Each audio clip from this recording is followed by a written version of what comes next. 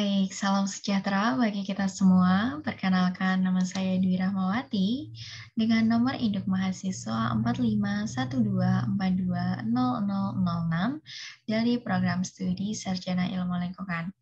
Nah, pada kesempatan kali ini saya akan memaparkan materi mengenai ketahanan energi dengan implementasi pengelolaan energi terbarukan secara berkelanjutan. Namun, saya akan membawakan suatu topik mengenai konservasi energi untuk energi bersih dan berkelanjutan.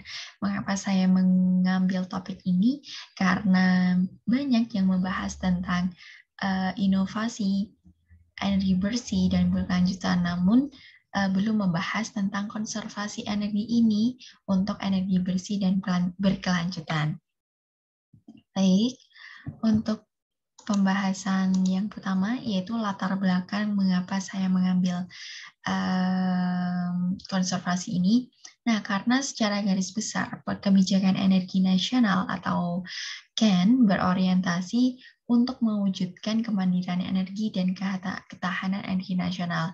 Nah, untuk mendukung pembangunan nasional berkelanjutan yang tentunya akan sejalan dengan tujuan pembangunan berkelanjutan atau Sustainable Development Goals. Nah, untuk itu, pengelolaan energi nasional harus dilakukan berdasarkan prinsip keadilan, berkelanjutan, dan berwawasan lingkungan. Seperti 3 pilar dalam SDGs, yaitu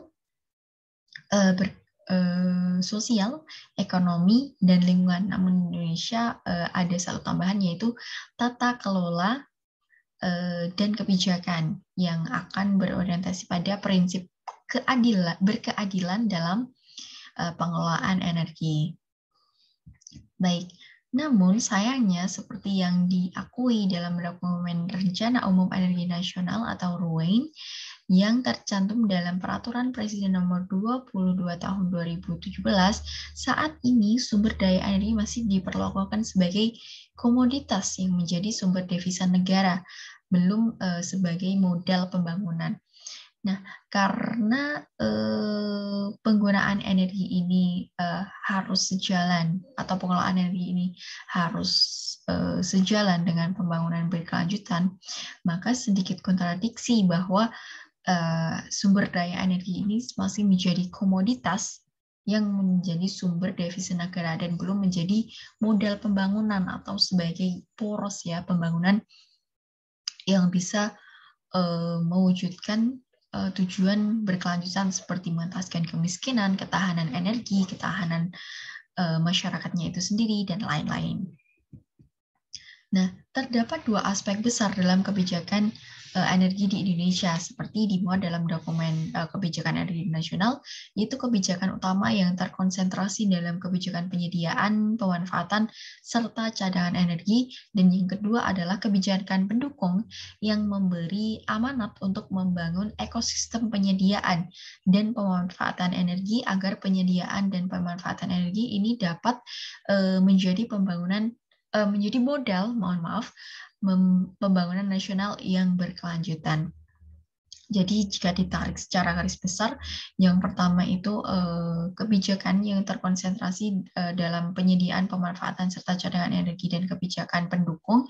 Dan yang kedua ini adalah bagaimana sebagai pendukung dan memberi amanat atau sebagai rules untuk membangun pemanfaatan energi ini sebagai modal pembangunan nasional yang nantinya bisa secara berjalan sustain dan secara kontinu. Nah, dalam rangka mencapai tujuan akses energi yang terjangkau, andal, dan berkelanjutan, serta modern untuk semua lapisan masyarakat di 2030, ditetapkan 5 target yang diukur melalui 6 indikator. Nah, target-target ini meliputi akses universal layanan energi yang terjangkau, andal, dan modern untuk meningkatkan pangsa energi terbarukan dalam bauran energi global dan melakukan perbaikan efisiensi energi di tingkat global. Nah, baik. Nah, mengapa konservasi energi ini bisa relevan dengan tujuan pembangunan berkelanjutan? Jadi hubungan atau relevansi antara konservasi energi yang tadi digunakan sebagai modal pembangunan nasional dengan tujuan pembangunan berkelanjutan yang sering kita dengar adalah untuk mewujudkan goals atau tujuan ketujuh, yaitu energi bersih dan terjangkau. Nah, ini dapat dilakukan dengan arah kebijakan, yaitu dengan meningkatkan pasokan energi dan ketenaga listrikan dengan memperhatikan jaminan pasokan energi primer dan bauran energi seperti energi alternatif, energi baru dan terbarukan, dan lain-lain, dan juga pengendalian pemanfaatan yang sejalan dengan pelaksanaan konservasi energi. Jadi mungkin untuk berpindah kepada suatu sistem, misal kita sekarang berada pada sistem konvensional menggunakan energi tidak terbarukan yang akan berpindah kepada energi terbarukan, ini mungkin membutuhkan waktu yang sangat lama akibat seperti culture shock.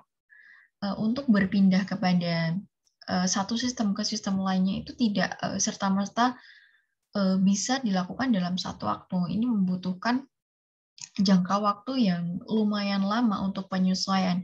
Nah, dalam jangka waktu penyesuaian ini, maka dibutuhkan konservasi energi, di mana kita tidak menghabiskan sumber daya yang saat ini dan langsung menggunakan sumber daya alam baru atau sumber energi baru terbarukan, tapi kita menjaga sumber energi yang tidak terbarukan ini agar bisa berjalan atau bisa beradaptasi dan bermitigasi dalam proses penyesuaian ini. Jadi kita membutuhkan konservasi energi sebagai akselerasi juga mencapai tujuan energi bersih dan terjangkau.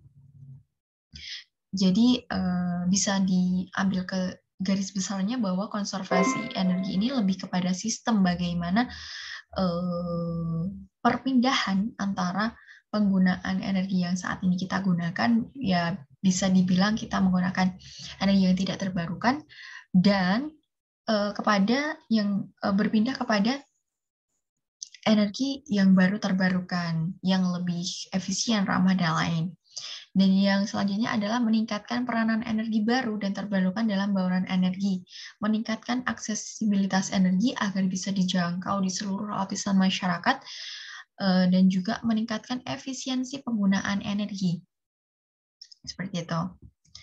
Nah, konservasi energi ini menjadi salah satu metode, seperti yang saya bilang sebelumnya, ini adalah sebuah sistem atau metode yang paling efektif untuk meningkatkan menggunakan efisiensi energi, seperti yang setelah disebutkan sebelumnya, yaitu meningkatkan aksesibilitas dan efisiensi energi, dan untuk mengurangi konsumsi energi dan emisi gas rumah kaca atau GRK di berbagai sektor. Karena mengingat penggunaan energi ini banyak digunakan di berbagai sektor seperti industri, rumah tangga, transportasi, dan lain-lain, dan yang mana itu menyumbang emisi gas rumah kaca yang bisa terakumulasi terus-menerus, yang nantinya akan menyebabkan perubahan iklim, seperti itu narasinya. Nah, konservasi energi ini tampaknya menjadi salah satu metode yang paling efektif untuk meningkatkan dan menggunakan efisiensi energi. Baik, mungkin sekian dari saya tentang konservasi energi untuk menuju energi bersih dan berkelanjutan. Sampai jumpa pada penjelasan selanjutnya. Salam sejahtera bagi kita semua.